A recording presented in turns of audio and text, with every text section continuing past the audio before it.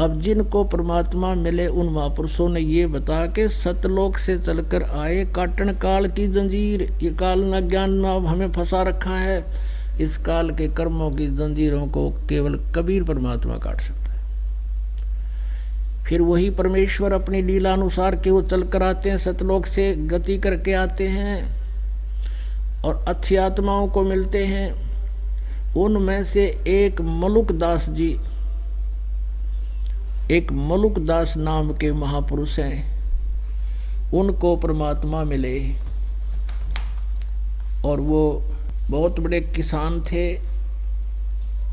खत्री कौम के अंदर उनका जन्म था, यानी अरोड़ा जाति में थे वो, और गांव के नंबरदार होते थे, उस समय सरपंच नहीं होते थे, नंबरदार थे। नंबरदार की बहुत बड़ी पावर होती थी। और गरीबदास जी कहते हैं, गरीबदास घर घर फिरे और दरे कबीरा भेख, वेश माने अलग वेशभूषा बना कर जगह जगह जाकर प्रकट होता है, गांव गांव में, नगर नगर में, घर घर में जाकर अपने बच्चों को, पुण्यात्माओं को तत्व ज्ञान से परिचित कराता है।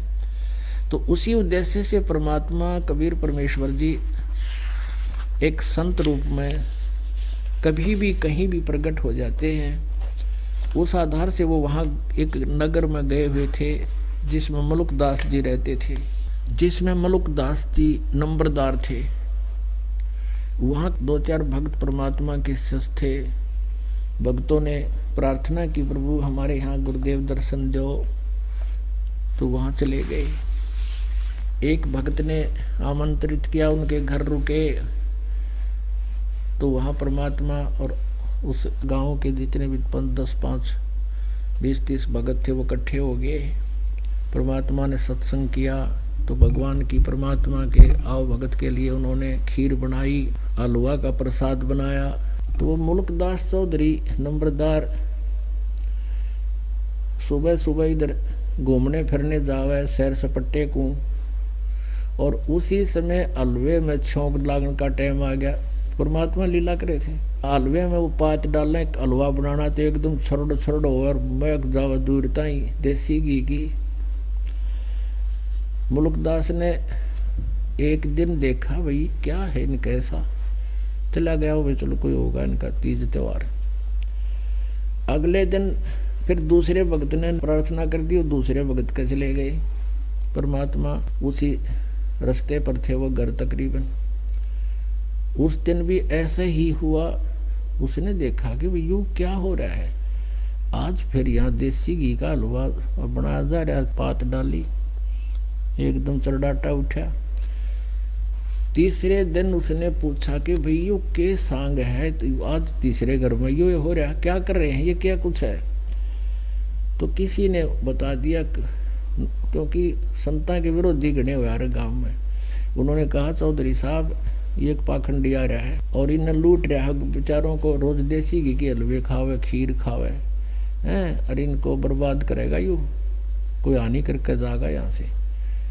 अब चौथे घर में जिस दिन ये क्रिया थी उस दिन मुल्कदास पहुंच गया। वो कहने लगा, भाई कौन है तू, यहाँ क्या कर रहा है।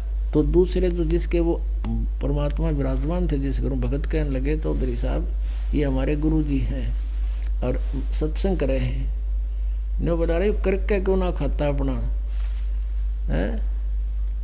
तो परमात्मा बोले, भाई मेरे को तो भगवान बगैर कुछ किए ही दे रहा है, यानी जो क्रिया तुम करते हो मेरे को तो वैसे ही दे रहा है, तो मुझे क्या जरूरत है करने की।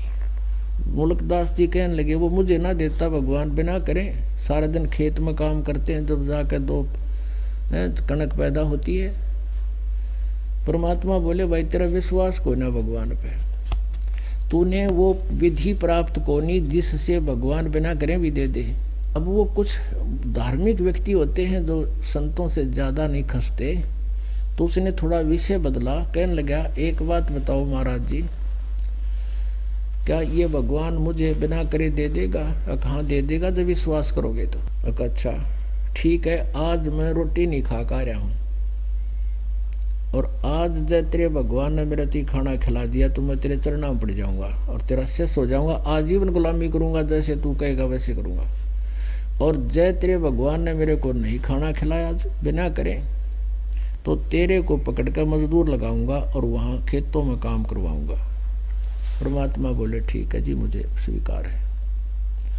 कबीर साहब बोले अब मलुकदास जी के खेत तो थे पूर्व दिशा में और वो पहुंच गया पश्चिम दिशा में अपने खेतों, दूसरों के खेतों में और दूसरे गांव की सीमा में जाके और एक बहुत बड़े पेड़ के ऊपर जाकर चढ़ गया, ऊपर बैठ गया जाकर, देखूंगा कौन भोजन खिला देगा मुझे। अब मालिक कहते हैं सौ छल छिद्र मैं करूं अपने जन के काज। अब क्या हुआ, वहां कुछ भेड़ बकरियां चराने वाले आगे उस पेड़ के नीचे, उनका कोई त्योहार था, तो उन्होंने कहा भाई तुम दो व्यक्ति छोड़ गए कि तुम दूध निकाल कर बकरियों का, गायों का, जैसे का गाय भी रखते थे, और तुम आज खीर बना लो, हम तब तक बकरियां चराते हैं। तो वह तो दूध निकाल कर वृक्ष के नीचे चूल्हा चाला बना के, साथ में कुआं था और वो लागे खीर बनाने। वह खीर बनने को हुई तब उन्होंने के देखा कि दूर से डाकू आ रहे थे घोड़िया पे, धूल उठती आवे। उनको पता होता था कि ये ऐसा सैर सपट्टा डाकू आएगा, उसे उन्हें पता लग गया कि वो आगे डाकू इसी रास्ते से आ रहे हैं, ऑन द वे था वो। और डाकू तो बिना वे भी चला करें, वो तो डरते भाग गए, कदे आप मार दें, वो तो भाग गए छुप छुपा कर अपने, वो दूर गए हुए थे उनके बकरी चराने वाले वहाँ, और उनको भी कह दिया डाकू आगे, डाकू। वो और आगे चले गए, वो छोड़ छाड़ के खीर ने। अब वो व्यक्ति, वो समूह आया डाकुओं का, आकर वहाँ रुक गया, वृक्ष की छाया देख कर कुआं देखा। उन्होंने देखा कि ये क्या बन रहा है। एक डाकू उतर कर देखा, उसने बोला, वो कहने लगा उस्ताद ये तो खीर है, खीर। कोई डरता भाग गया, बुना बुनाई तैयार करके आ जाओ खाएंगे। दूसरा कहने लगा उन्हीं डाकुओं में से बुद्धिमान सा ने बोला भाई कदे कोई जाल साजी हो और किसी ने इसमें विष डाल रखा हो, किसी को खिला के देख ले। तो वो कहने लगा भाई वो बनाने वाला किताड़े छुप रहा होगा, देखो इधर उधर, कोई इधर देखे कोई इधर देखे, और एक ने ऊपर देखा बोला वो बैठा, ने बोला वह नीचा। अब उसने कसम खा रखी सारी उम्र, फिर वो घर छोड़ना पड़ा, वो तो डर गया इस बात से कि देते ना, उसने नोना बेरा था डाकू है, उन्होंने सोचा गुरा चलते हैं, ने बोला नीचे आ जा, ने बोला ना हूँ, क्योंकि उसने कसम खा रखी कि दे नीचे आ जा, को पछाण दे। तो उन्होंने फिर वो दिखाई इस तरह बंदूक, आव है तेरा मारा गोली। उन्होंने सोचा ये तो भाई और सांग से फट दे ही नीचे आ गया 1 मिनट में। और वो जो पतीला ढक रखा था उसका वो था ऊपर ढक्कन, उसमें खीर गाल दी डाकुआ ने बोला इसने खा, खाओ कि मैं होगा तो मर जाएगा खा के ससुरा, 2 मिनट बाद देखेंगे। वो ने कहा ना खाऊं खीर, उनका पक्की जचगी किसने कि मैं मिला रखा है इसमें। वो कहें खार वो नट है, उसका 2 मारे दड़ा के गिर के 2 मारी लात खा, इसने अच्छी खिला दी। अग बैठा 10 मिनट आध घंटे उड़े बैठाए रखा, वो नहीं मरा था कि उसमें तो कुछ था ही नहीं। फिर उसको कहा तू भाग जाने से, उसने तो सीधी डांक ठोकी। अब जब उस पर आपत्ति आई, उसने पता लग गया कि तो डाकुआ का फंस गया, तो तब उसने हाथ जोड़कर अंतरात्मा से प्रार्थना करी, हे गुरुजी आज मुझे बचा लो, मैं आपका शेष बनूंगा। और नरी खीर खानते तो के बने थे, पक्के उस्ताद हैं। उड़ा उसका भय बन गया, आकाश मर गया, जब जान बच गई तो उस महापुरुष से ही बचेगी। तो उसने हृदय से भी ये डिमांड करी थी। तो दूसरे कहा, उन्होंने कहा ना बाज ले, तब उसका घीसा गल गया, उन्होंने डांक ठोक दी और सीधा उस परमेश्वर कबीर देव जी के चरणों में आकर पड़ा। परमात्मा तंत्रियामी थे, सोचल सीधर मैं करूं अपने जन के काज में लेने थे, शरण में पुण्यात्मा थी। परमात्मा ने कहा के बात चौधरी साहब, भगवान ने कुछ करी सेवा, ने बोला आपका भगवान तब मार मार खीर खिलावे है। तो उस दिन से वो चौधरी साहब दास मलोक हो गया, चौधरी पना छोड़ दिया, गुरु परमेश्वर के चरणों में आ गया। फिर उसको भी यही लीला की, भगवान ने सतलोक में लेकर गए उस आत्मा को। 3 दिन तक वो बेहोश पड़ा रहा। अब मलुकदास जी ने फिर क्या कहा जब वो परमात्मा से परिचित हुए। जपोरे मन साहेब नाम कबीर, जपोरे मन परमेश्वर नाम कबीर,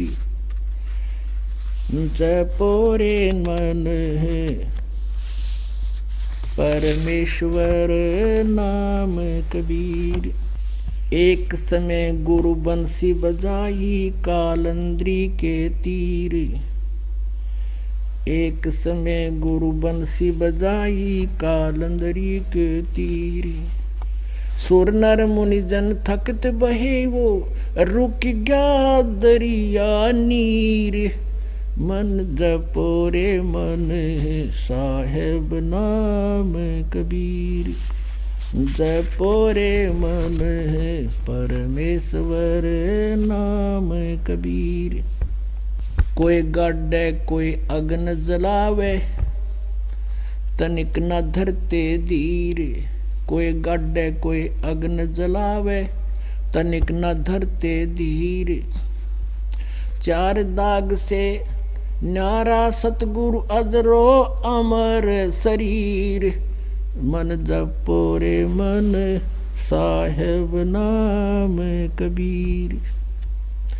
दास मलूक सलूक कहते हैं, खोजो खसम कबीर।